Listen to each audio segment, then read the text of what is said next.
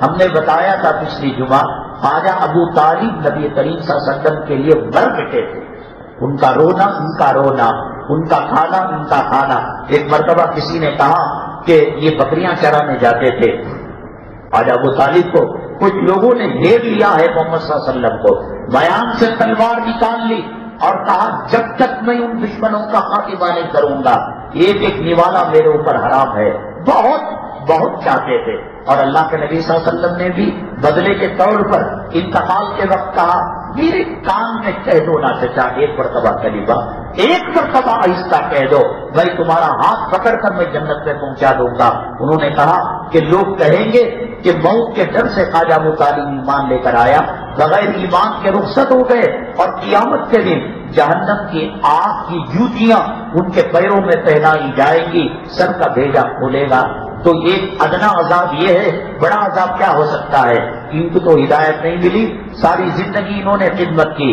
ہندا اور وحشی حضرت حمزہ رضی اللہ تعالیٰ عنہ کو شہید کیا، اور اللہ کے نبی صلی اللہ علیہ وسلم جتنے اموات ہوئے، جتنے شہداء ہوئے، کسی پر اتنا نہیں رویا جتنا حضرت حمزہ رضی اللہ تعالیٰ عنہ پر رویا. مدینہ طیبہ جب گئے لوٹ کر جنگ سے فارغ ہو کر، پھر وہاں رونے دھونے کی آوازیں آئیں، پھر رویا آپ نے. جنازے کو اٹھانے نہیں دیتے تھے.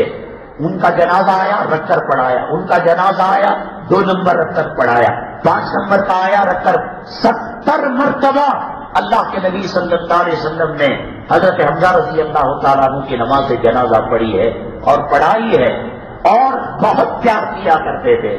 اور وحشی اور ہندا نے جس حساب سے قتل کیا اور جس حساب سے شہید کیا، اس کی مثال نہ اس وقت تک مل سکتی ہے تاریخ میں، نہ شاید قیامت تک مل پائے گی. سب سے پہلے دنیا کے اندر کسی مقتول اور کسی قتل کیے ہوئے، مرڈر کیے ہوئے شہید کے اعضاء کو کاٹ کر اس نے ہار بنایا اور گلے کے اندر پہنا.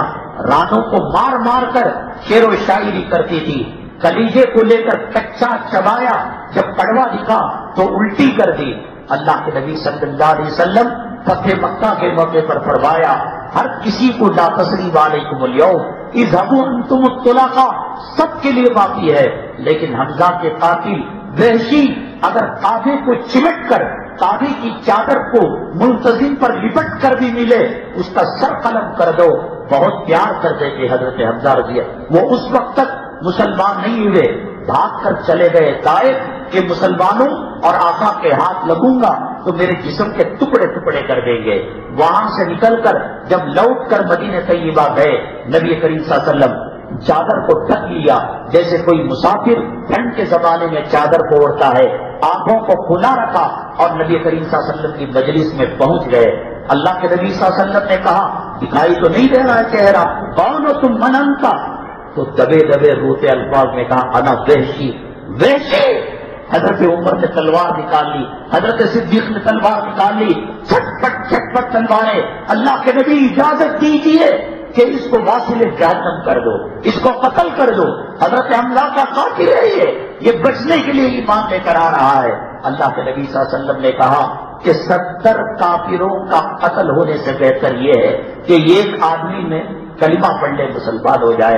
ہاں وحشی اتنا احسان کرنا کہ جنت کی سند تو مل گئی، جنت کی سرٹیفکیٹ تو مل گئی. حمزہ مجھ سے بہت پیار کرتا تھا، میں حمزہ سے بہت پیار کرتا تھا.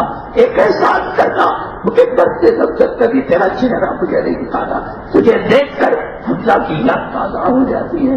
حضرت حمزہ کے کلیجے کے ٹکڑے ہوئے، جسم کے ٹکڑے ہوئے، یہ قرآن یہاں تک آیا، یہ داڑھی یہاں تک آئی، یہ برقع یہاں تک آیا، یہ نماز یہاں تک آئی، یہ منبر یہاں تک آیا، یہ محراب یہاں تک آیا. کل کیا منہ دکھاؤ گے حضرت حمزہ؟ کل کیا منہ دکھاؤ گے حضرت حسن و حسین کو، کربلا کے شہداء کو؟ یہ کہو گے کہ جوڑو کی غلامی میں لگ گیا تھا. ہندا کو جو ایمان ملا تو صحابی نے کہا یہ تو خیر کلمہ پڑھ کر چلا گیا. وہ ہندا، تو اللہ کے نبی صلی اللہ علیہ وسلم نے کہا کہ جب اطلاع ملی کہ اس نے کلیجے کو چبایا ہے، حضرت حمزہ رضی اللہ تعالیٰ عنہ کے بارے میں آپ نے فرمایا ان کے جسم کا حصہ اگر کسی کے پیٹ میں چلا جاتا ہے اللہ اس کے لیے جہنم کی آگ کو حرام کر دے. اتنے بابرکت تھے کہ دشمنی میں ہندا نے کلیجے کو چبایا، پھونک دیا تھا، لیکن کچھ حصہ منہ میں اس کا عرق وغیرہ رہتا ہے، وہ پیٹ میں چلا گیا. اللہ کے حضرت ہندا کی ایمان لانے کا سبب کلیجہ بنا. ہدایت اللہ کے ہاتھ میں ہے. ابو طالب ساری زندگی خدمت کر کر بغیر ایمان کے گئے. ہندا حضرت حمزہ کا کلیجہ چبا کر صاحب